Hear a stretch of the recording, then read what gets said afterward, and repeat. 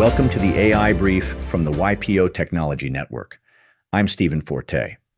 On today's episode, a document the CIA published in 1944 that explains why your AI investments are failing, why 29% of your employees are actively sabotaging your strategy, and the one move that triples your chances of fixing it. We have spent the last several episodes talking about the ROI gap, why companies are pouring money into AI and getting almost nothing back. Today, I'm going to tell you where that money is actually going. It is not disappearing into bad algorithms or broken software. It is being killed quietly and deliberately by people on your payroll. The failure is not technological. It is human, and it is deliberate. Let me start with a document. In January 1944, the Office of Strategic Services, the predecessor to the CIA, published a classified field manual. Strategic Services Field Manual Number 3, authored under the direction of OSS Director William Wild Bill Donovan. Its purpose was to train ordinary citizens in occupied countries to sabotage enemy organizations from within, not with explosives, with bureaucracy. Here are some of the actual instructions.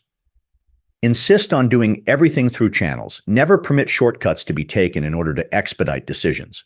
Another, when possible, refer all matters to committees for further study and consideration.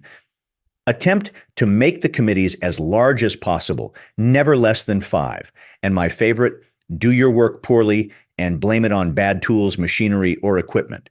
The manual was declassified by the CIA in 2008. You can read it on cia.gov right now. And here is the part that should unsettle you. The genius of these tactics was not their complexity. It was their invisibility. Physical sabotage, a blown bridge, a derailed train could be discovered and repaired. But bureaucratic sabotage looked exactly like business as usual. Now, let me tell you something. These tactics are not historical curiosities. They are happening right now in your company, in your AI initiatives, and the people doing it are smiling at you in every steering committee. The data is extraordinary. In April 2026, enterprise AI firm writer and research agency Workplace Intelligence published their annual survey, 2,400 workers across 6 countries, split evenly between C-suite executives and employees. The headline finding 29% of employees admitted to sabotaging their company's AI strategy, not resisting, not being skeptical, sabotaging. Among Gen Z workers, that number was 44%. But here is the number that should keep you up tonight.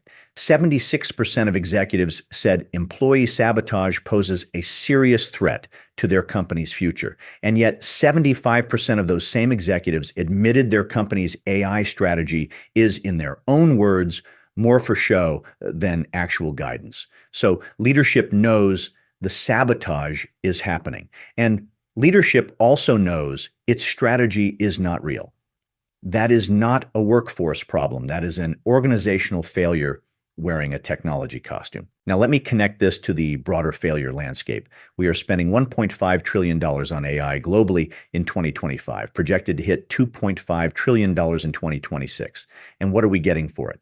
MIT's NANDA initiative found that 95% of enterprise AI pilots deliver zero measurable ROI, not low ROI. Zero. BCG found that only 5% of companies generate substantial value from AI at scale. Rand Corporation found that more than 80% of AI projects fail to reach meaningful production. And S&P Global reported that 42% of companies had abandoned most of their AI initiatives by mid-2025. BCG's research puts the formula at 10% algorithms, 20% technology, and 70% people and processes. The technology works, the people are the variable, and some of those people are working against you on purpose. So why are they doing it? This is where it gets uncomfortable because the answer is rational. 89% of workers are concerned about AI's impact on their job security. Companies attributed 55,000 job cuts directly to AI in 2025, a 12-fold increase from 2023. Meanwhile, 66% of enterprises are reducing entry-level hiring due to AI, and 60% of companies plan to lay off employees who will not adopt it. If you are an employee watching 55,000 people lose their jobs to AI and your company just told you to start using the tool that might replace you and nobody asked for your input, and there is no retraining plan, and sabotage is not irrational, it is a survival strategy. Let me walk you through how it actually works, because it is more sophisticated than you think. I will call this the spectrum of resistance. At one end, you have overt refusal, roughly 10% of employees. They deliberately enter inaccurate data, tamper with metrics, and produce intentionally low-quality AI output to make the technology look incompetent. In the middle, the cherry pickers, selectively surfacing bad AI outputs while ignoring good ones. And at the far end, the most dangerous, the pretenders. They comply at a superficial level, pretending to use systems without actually incorporating them into their work, as the writer report documented. These people are invisible. They check every box, attend every training, and change absolutely nothing. But the real weapon is what Aalto University researchers identified as the vicious cycle. Employees with low trust restrict or manipulate their data inputs. The AI trained on bad data becomes increasingly inaccurate. Other users see the inaccuracy and lose faith. They withdraw further. The AI degrades more. A few saboteurs can poison an entire AI initiative, and when the project dies, it looks like the technology failed. It did not. It was murdered. I want to add something from my own experience. I deploy organizational change for mid to large companies. I have lost count of the failed AI projects I have unearthed where the technology was sound. The architecture was right, the data was clean, but the people executing the initiative were not executing it. They were performing execution. There is a difference. So what do you actually do about this? Stop looking for saboteurs. Start looking for champions. Right now, inside your organization, there are people already using ChatGPT, Claude, or other AI tools on their personal accounts, on their own time, with their own money. The writer survey found that 35% of employees are personally funding AI tools for work because their employer does not offer suitable options. These people are not waiting for permission. They are solving real problems with AI right now. And here is the key insight. The programming language of this era is English. The real skill is not prompt engineering, it is domain expertise, knowing what to ask because you understand the work. The person in accounts receivable who figured out how to cut invoice processing time in half using a chatbot they pay for themselves, that person is worth more to your AI strategy than any consultant. BCG's research backs this up. Organizations with active champion networks achieve implementation success rates 3 times higher than those relying solely on top-down mandates. When leaders demonstrate strong support for AI, the share of employees who feel positive about it rises from 15% to 55%.